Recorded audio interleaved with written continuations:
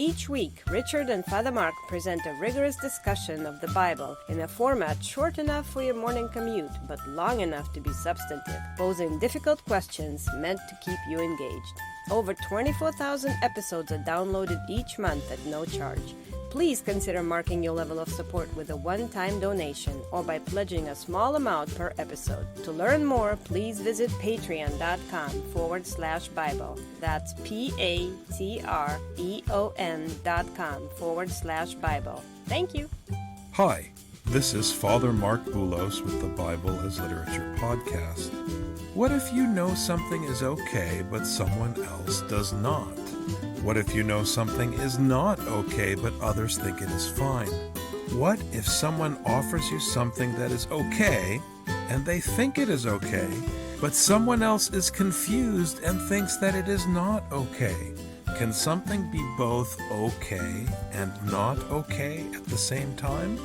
What do you do then?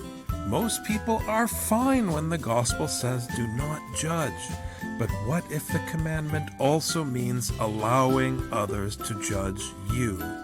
What should you do about the negative people in your life? We'll give you a little hint. St. Paul does not believe in the pursuit of your happiness, but he is fine if others are happy because of you. Even better if they are happy at your expense. Richard and I discuss 1 Corinthians chapter 10, verses 14 to 31. You're listening to the Bible as Literature.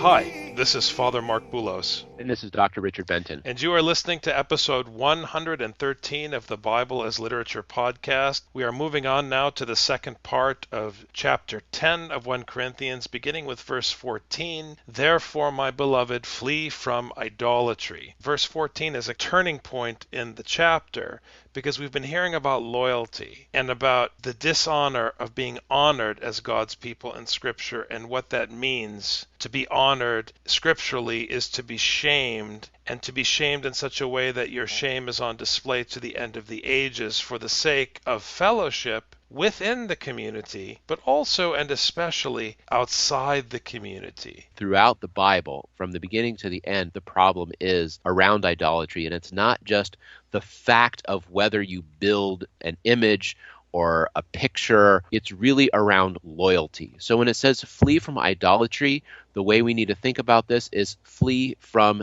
disloyalty, because idolatry is following a God that you thought up rather than the one who imposes himself on you, whether you like it or not. Well, and the interesting contrast here pertains to the question of shame and honor, not just to loyalty, but to shame and honor, because the elite in the Corinthian church are seeking worldly honor and worldly status by participating or communing in the sympotine in the household of other patricians. And what's striking is that in seeking their own honor and seeking to improve their own status, which is the opposite of the permanent shaming of those who are shamed in the story of the Bible, Paul's fathers, as it were. By seeking that honor, not only do they injure the one who has a weaker conscience in the church by partaking of what Paul will call the cup of devils or the cup of demons, but they are injuring the Roman patrician and those who gather in the sympotine because they are using them for selfish gain. That's the interesting thing about this section. The reality is, when you are disloyal to the one head, you divide the community. You have to get it in your head. This is very difficult for Christians because we all fall into the trap of thinking about community as our church or our group. But here, Paul, as always, is pushing for a much broader tent that even includes the bloody patrician who's worshiping Venus.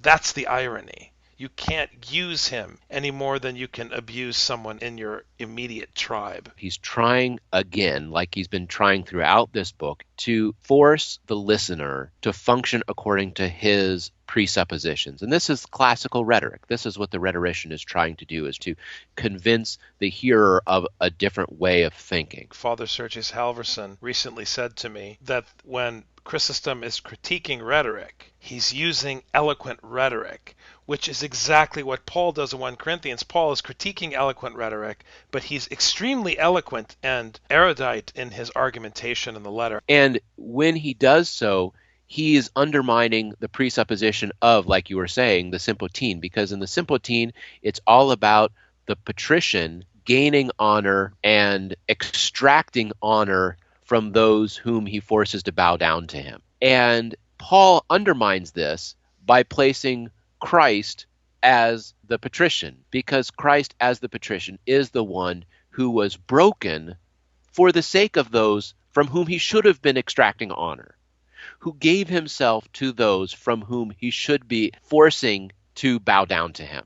This is the difference. This is the point on which Paul pivots in order to take the Sympotine as a basic presupposition, but twist the Father so that it's no longer a Father who is strong and powerful, but one who is broken and crucified. But who's yet strong and powerful. Yes. That is the rub, and this is where people miss the nuance in the letter. Paul tells you, I am the equivalent as an apostle of the toilet waste of the Roman latrine. We are the runoff that goes to the Roman gutter. But yet, I will crush you any time with the gospel, so don't mess with me. I speak as to wise men. You judge what I say. Paul is not being sarcastic. He's actually saying, look, you're not stupid. Figure it out. If you're going to follow me, if we're going to actually act as if we have a broken, crucified patrician, then what follows should be very different than a Sympotine with a strong, powerful, honorable, virtuous paterfamilias. Is not the cup of blessing which we bless a sharing in the blood of Christ? It's a yes or no question. We're not sharing in the blood, the red-hot blood of his virtue and strength and virility. Is not the bread which we break a sharing in the body of Christ? His brokenness, his death. Since there is one bread, we who are many are one body, for we all partake of the one bread. So now he's getting to the heart of what Eucharist means in the Pauline corpus. It does not mean oneness of mind. It's not about oneness of agreement, as is often assumed, or oneness of opinion. It's about submission. It's about brothers and sisters sitting at the table when the parents come into the room and ending their silly squabbles because the father or the mother is sitting at table. At that point, the theological opinions of the children not only are immaterial, but they are the very thing that is being squashed by the authority of the one who sits at the head of the table. And I cannot stress this enough. The Eucharist is not about choosing your side in a squabble. It's about smashing your squabbles, because all that counts is how you treat each other. This is why having a vote in a parish is problematic, because it assumes two sides. And it assumes that one side will then submit to the other side. The weak side will submit to the strong side.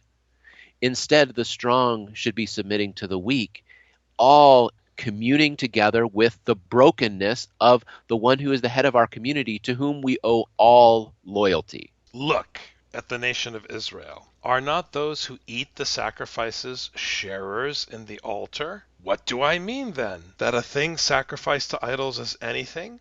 Or that an idol is anything? The priests are the ones who make the sacrifice, but they're also those who benefit from the sacrifice. You've talked about this a lot in Hosea. Correct. The way that temple sacrifice would function, someone would come and bring a sacrifice in order to atone for their sin, and a portion of that sacrifice would then go to the upkeep of the priests themselves. So it's normal in Torah for the people who are making the sacrifice to also benefit from that, which is not necessarily bad. In Hosea, he makes it clear, Hosea chapter 4, that it's corrupted and it's used badly. But here is saying that when you make the sacrifice, you also benefit from that same sacrifice. And this is an important point for Paul, because to whom are you sacrificing? Because the one to whom you're sacrificing is also the way that you're benefiting.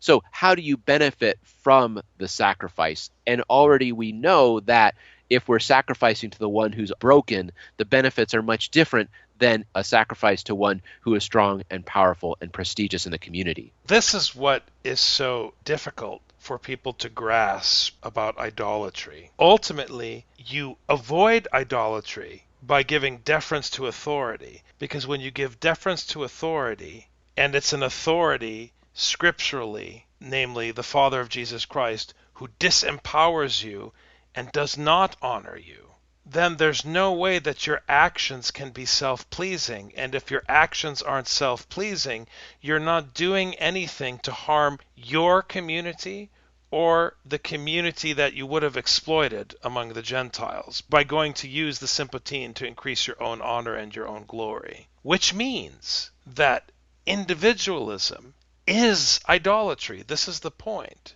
Individualism is about pleasing yourself. Individualism is not something that the Americans invented. It's something that is born out of Hellenistic philosophy and religion. It's something that is the natural outcrop of human biology. We naturally want to be about ourselves. We as individual egos are always in competition with community. And Paul is coming in and saying, no, this is incorrect. This is idolatry. Because ultimately, if you go to the sympatine, you are feigning respect for the patrician in order to gain respect and honor and status for yourself, which means it is self-worship. And we always want to find the one who is prestigious to whom we can glom on. And that is how we can ride the coattails of those who are strong and powerful. It's much more difficult to commune with those who are weak and broken. There was a funeral last weekend, and I heard someone say, frankly, being around sadness and being sad, it's really hard. I don't like it. And I said, well, that's what you need to learn how to do. You need to be able to learn how to be with those who are weak. You have to learn how to be weak if you're really going to commune with those who are weak. If you please yourself and you skip the funeral because you can't bear to be around the pain of the funeral, or there's someone at the funeral who you can't bear to see, if you serve yourself in that instance, in our contemporary culture, it would be phrased as, doing what's right for you, not doing anything that makes you feel uncomfortable.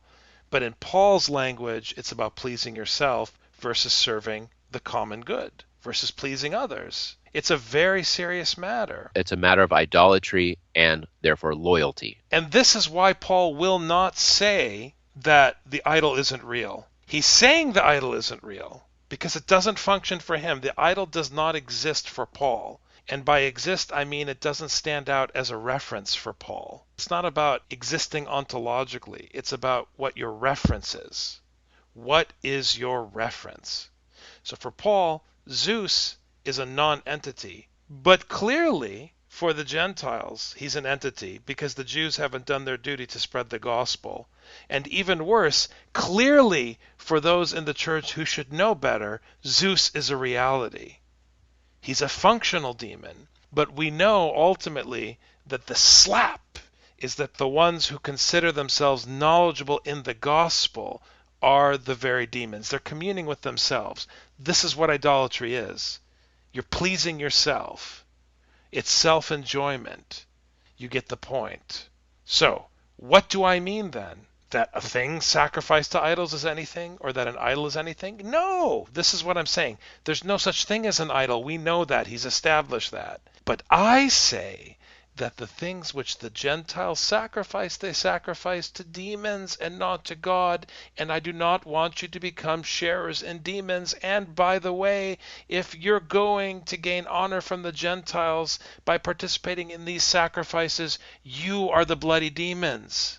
You're making yourself a reference. The invective is not against Gentiles for sacrificing to devils, but against you, the listener, who would want to have fellowship with those devils. Gentiles, those aren't Paul's children. Paul's children are the community, are the Corinthians. Whatever the other parents are having their kids do is not my concern. You are my children, and you are not allowed to do it. Are the other kids drinking? Are the other kids carrying on? Not my problem. You, however, You belong to this house, you belong to this order, you belong to this father, and we have our own set of rules here.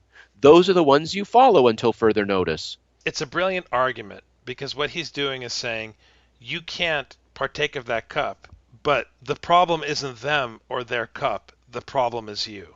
This is the absolute root of the matter. He is showing them that the reason that they can't partake in this pagan ritual is not because the pagans are bad. They are not the problem. You are. And this is exactly opposite to the way in which Christians talk about the Eucharist. Nobody gets it right. Whether it's a church that has open communion for everybody, all are welcome, yay, or it's a church that has a closed chalice. The reference point is the same for both of those types of churches, because the one that says all are welcome, yay, are making themselves a reference.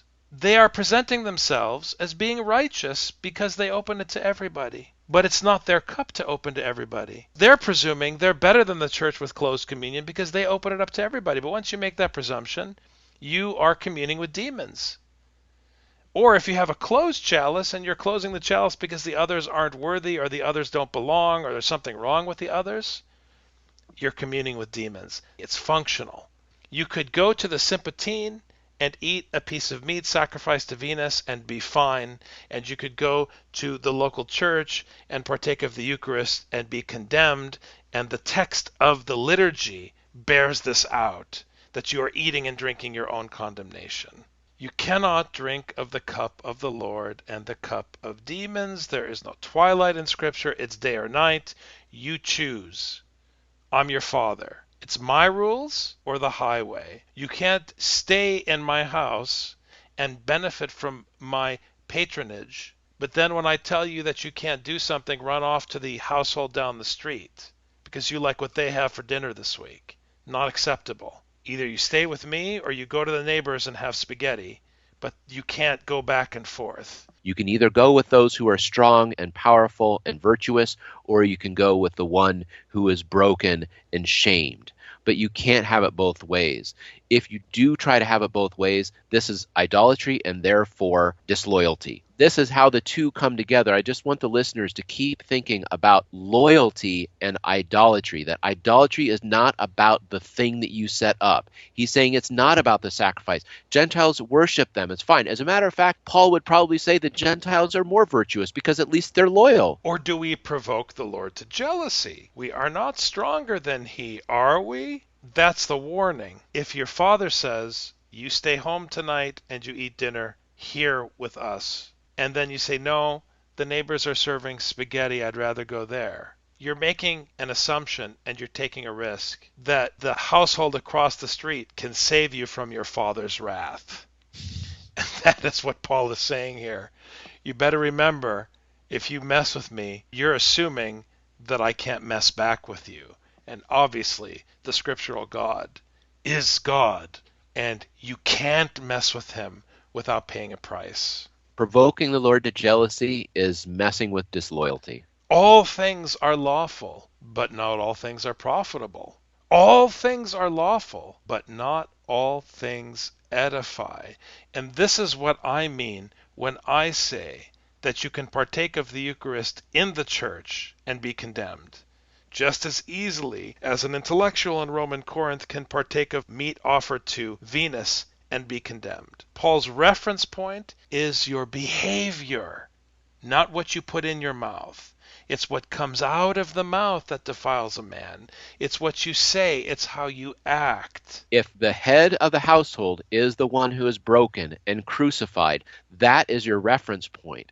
That is the one to whom you show loyalty. You need to be consistent. This is why earlier he was appealing to their logic. Be consistent. Be logical. If you're going to be loyal to the one who sacrificed himself for others, how can then you be loyal only to yourself? It doesn't make sense.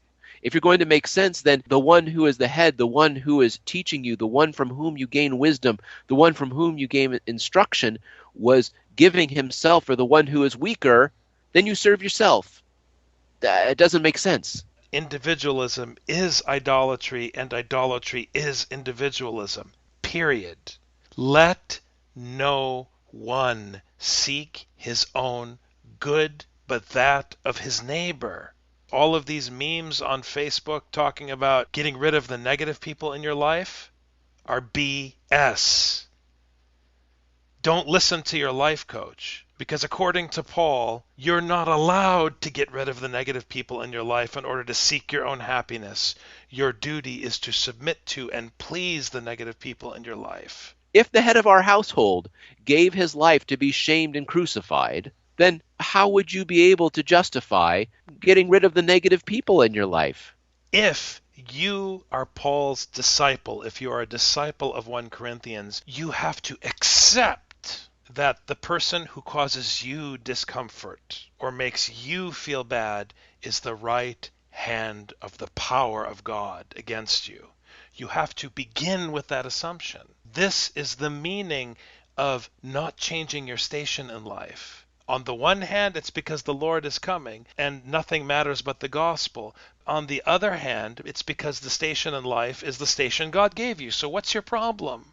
This is how Jesus spoke in the gospel. You would not be able to do this if my Father had not given you this power. Eat anything that is sold in the meat market without asking questions for conscience sake. Don't ask, don't tell, because it's just a piece of meat. Khalas, what are we wasting time talking about meat still? For the earth is the Lord's, and all that it contains. At the end of the day, not only the meat sitting on the plate at the Sympatine, but the bloody statue of Venus belongs to God, so relax. And the plate. And the plate, and the patrician, and the Gentiles whom were put in your care, and you squandered their well-being because you wanted to get a nice opportunity to increase your affluence in Roman society. He repeats himself. If one of the unbelievers invites you and you want to go, eat anything that is set before you without asking questions for conscience sake. He says it a second time, verbatim. It's just meat. You are making something out of it because you are causing injury to everybody around you. But if anyone says to you, this is meat sacrificed to idols, do not eat it, because once they name it, it's an issue. And in this particular pastoral context, once they name it, you are jeopardizing the weaker brother inside the church. So do not eat it. But also, parenthetically, not just for the sake of the weaker brother, but for the sake of the one who informed you. Meaning your duty as a disciple of the gospel is to care for the needy neighbor outside the church. Paul does not bring shame and judgment to the one outside the church, only to the one inside the church. But he does so that the one inside the church would show loving kindness towards the one outside the church. And if you are loving and caring towards the patrician and towards those gathered at the Sympatine, you would never, ever want to endorse their abuse of each other. You're not going to partake of it because at the end of the day, you know that you shouldn't take advantage of the patrician's station for your own gain. But you also know that the others at the Sympatine do harm to themselves and to the patrician. And your duty as a Christian is to bring the light of the gospel to that situation. So don't mess. If it's named as a god, it becomes taboo. That's it. That's how Paul is talking. But if anyone says to you, this is meat sacrificed to idols, do not eat it for the sake of the one who informed you and for consciousness' sake. I mean not your own conscience, but the other man's. For why is my freedom judged by another's conscience? If I partake with thankfulness, why am I slandered concerning that for which I give thanks? Conscience, not your own conscience, but of the other. This is exactly the opposite of how we talk. The way we talk in our society is don't judge, it makes sense to me, right? But what he's saying is it doesn't matter if you can make sense of it, it's how will you be perceived by the other. Exactly the opposite of how we talk. How are others going to judge you if you do this? I can't say it strongly enough. This is exactly the opposite of how we speak as contemporary Americans. So don't do it not because you feel it's wrong, but do it because it might be perceived as something evil by a weaker brother, whether within the community or outside the community. I'll put it for you a different way. Americans like to say everybody's an individual. And when they say that, what they mean is, I can do whatever the heck I want because I'm an individual. Paul is saying if you're baptized, you are not an individual, but you have to treat the others as though they are. Stick that in your pipe and smoke it.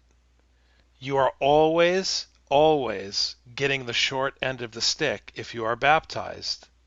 Paul doesn't care about you. He cares about the Gentile who's offering you meat, and he cares about the person inside the church who sees you eating the meat. You are immaterial. Whether then you eat or whatever you do, parenthetically, under the sun, do all to the glory of God.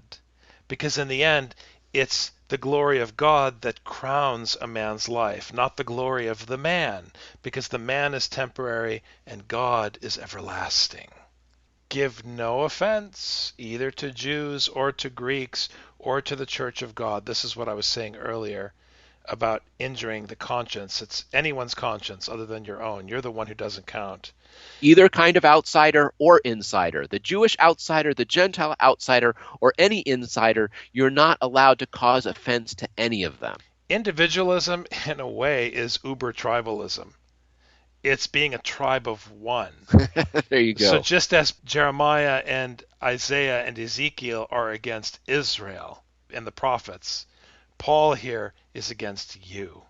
Just as I also please all men in all things, not seeking my own profit, but the profit of the many, so that they may be saved. And here I have to tip my hat to the character portrayed by Leonard Nimoy in film and on television, Mr. Spock, who is famous for having said, "The needs of the many outweigh the needs of the few or the one." Beautiful. Have a great day, Richard. Thanks very much for today's conversation. Thank you very much, Father. Take care. You've just heard the Bible as literature. Thanks for listening. The Bible as Literature is a production of the Ephesus School Network.